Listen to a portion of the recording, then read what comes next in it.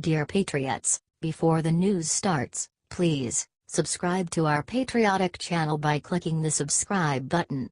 Give us a thumbs up to this video. Don't forget to leave your opinion below in the comments section. Share the news on Facebook and Twitter so you friends see it. Thank you. What Hillary Clinton just said about sex assaulter Weinstein will rock the nation. Watch. Hillary Clinton doesn't have a conscience. She has proven that time and again over decades in the public eye. Hillary cares about one thing, and that's Hillary. She would have made an even worse commander-in-chief than she was a Secretary of State, Senator, or FLOTUS. In this new clip below, Clinton says she didn't know anything about Harvey Weinstein, the Hollywood producer and Democrat mega-donor who sexually assaulted scores of women over 3 decades. That's not all. Hillary then goes after President Trump, trying to equate the two men's actions. The tweet reads, Hillary Clinton says she did not hear the rumors about Harvey Weinstein, who donated thousands of dollars to her campaign. Wow. A new low for Hillary. What she was trying to do was deflect from Harvey and place the blame for sexual assault on Trump's shoulders, because he once made a comment about grabbing women by the pee. She is a nasty, nasty woman. There's no two ways around it. Be sure to like and share.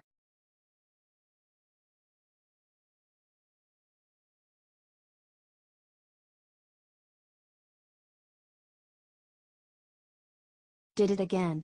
McCain's latest move against Trump will have him kicked out of Senate. John McCain loathes Donald Trump. The Arizona senator wouldn't even vote for Trump on Election Day last year, deciding to go for fellow never-Trumper Lindsey Graham, the senator from South Carolina. Twice this year alone McCain has backstabbed Americans by killing Obamacare repeals, but he's not done just yet.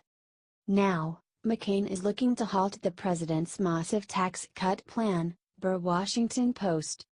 Arizona Republican, who is fighting a public battle with brain cancer, will be among his party's most closely watched as the year winds down and the tax debate gears up. Yet over his decades in public life, McCain has traced a zigzagging line on the subject, leaving little clear indication of how he'll approach a potentially decisive vote. A look at the senator's record on taxes shows that 3 things seem most important to him: public debate, some help for the middle class, and not exploding the deficit. On tax policy itself, McCain has proved a moving target. He opposed the 2001 Bush tax cuts, one of only 2 Republicans to do so, citing what he called the bill's lopsided benefits for the wealthy.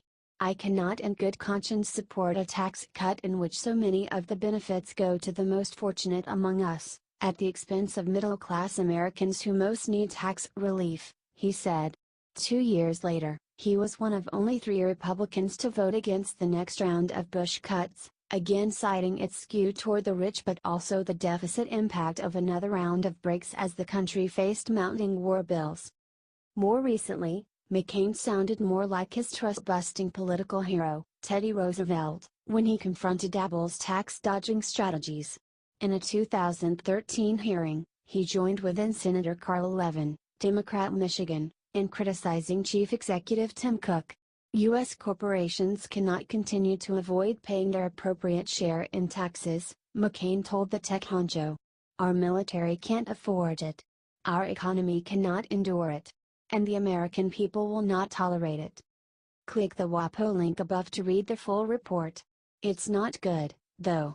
McCain and 2 other Republicans are trying to screw us all. What in the world is John McCain thinking? How can he keep backstabbing President Trump like this? If this by $s you off, comment go away McCain.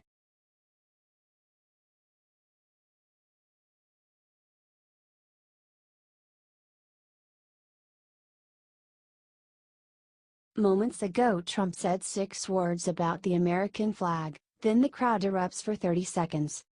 Americans love Donald Trump because he loves America. It's that simple. The president has proven this to be true time and time again, far exceeding any love ever shown by his predecessor. Today, 45 spoke at the Value Voters Summit. With just 6 words about Old Glory, the crowd went wild. We celebrate our heroes and we salute every American who wears their uniform. We respect our great American flag.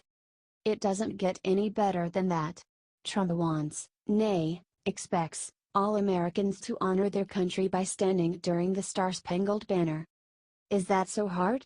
Why do some people think it's cool to be anti-American? Newsflash, it's not. Politico has more. Speaking at the Values Voter Summit, Trump boasted about tremendous strides against ISIS and his plan to decertify the Iran nuclear deal, while saying he hoped to give Americans a Christmas gift of tax reform and to deliver on scrapping Obamacare, after multiple failed repeal efforts. We're taking a little different route than we had hoped because getting Congress, they've forgotten what their pledges were, Trump said, referring to multiple plans he's rolled out in the past 24 hours to undermine the healthcare law. So we're going a little different route, but you know what, in the end it will be just as effective and maybe it will even be better. Be sure to like and share. HT, Washington Examiner.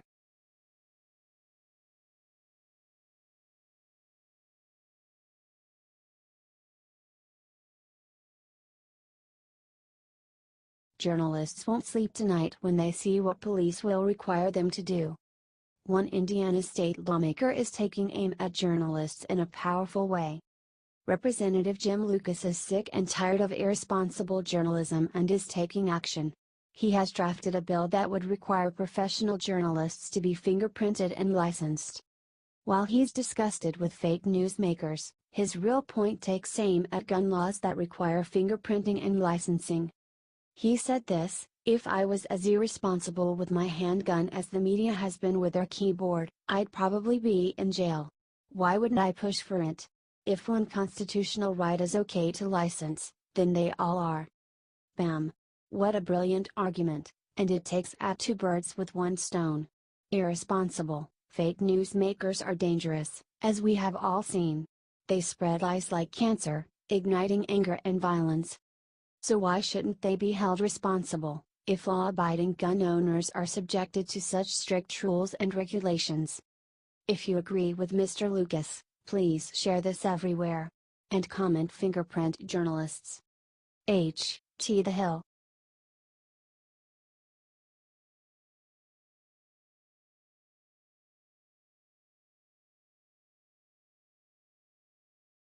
Must-watch insane debate between Carson and Waters proves the worst about Mad Maxine. Representative Maxine Waters, DCA, is a known sufferer of Trump derangement syndrome. The Congresswoman has called for President Trump's impeachment many times and has trashed his cabinet on multiple occasions. Secretary of Housing and Urban Development Ben Carson has frequently been a target of her ire. Earlier this year she vowed to take his ass apart when she had an opportunity to question him in Congress. Carson testified before the House Financial Services Committee on Thursday and the two finally had their debate, if you could call it that. Waters continued to interrupt Carson, putting words in his mouth to try to prove that he was criticizing President Trump. Waters begins by asking Carson if he agrees with President Trump's earlier comments on Twitter suggesting the Puerto Rican government take more responsibility for their disaster relief efforts after Hurricane Maria, saying, "Trump threatened to abandon Puerto Rico's recovery efforts. Do you agree with the president?" Carson replied, and through several interruptions from Waters, said that Puerto Rico was important and should not be abandoned. Waters then said, "Okay. I'm glad to hear you don't agree with the president. Okay, now here's the thing. President Trump never said he would abandon Puerto Rico. He said that we cannot keep FEMA, the military, and the first responders. In PR forever. Does this mean he's abandoning Puerto Rico? No. It means what it says: the personnel for emergency relief cannot stay in Puerto Rico forever, and the island's government needs to start getting things back on track." Maxine Waters already started from a false premise and tried to trip Ben Carson up, interrupting him multiple times so he could never get his point across. This shows poor leadership from Waters and a strong bent for partisanship and dishonesty. Luckily Carson kept his cool and stayed calm the entire time. Think it's time for Mad Maxine to retire? Share it out, patriots. HT Fox News.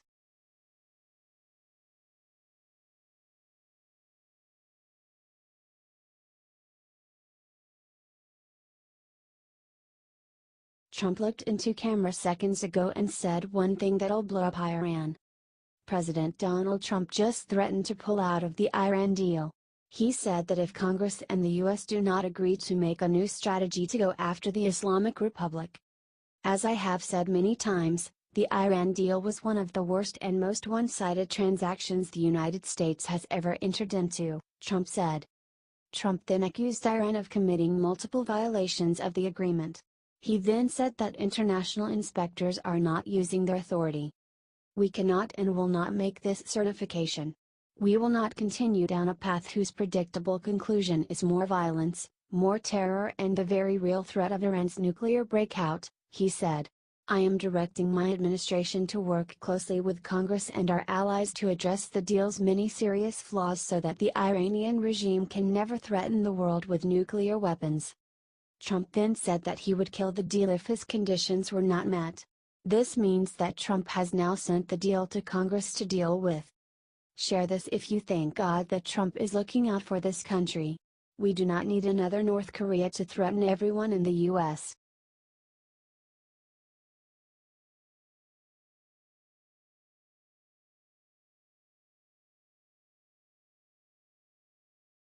Armed robber waltzes into store, nobody expected this would happen next, watch. At a Smoke for Less in Durham, North Carolina, an armed robber thought he'd have it easy. Just waltz in, brandish his gun, make out with all the cash.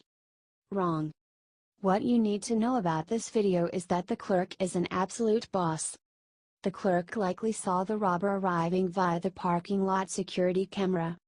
Security camera footage was also released. Durham police are still trying to find the man in the video. Call Crime Stoppers at 919-683-1200. HT, Daily Caller.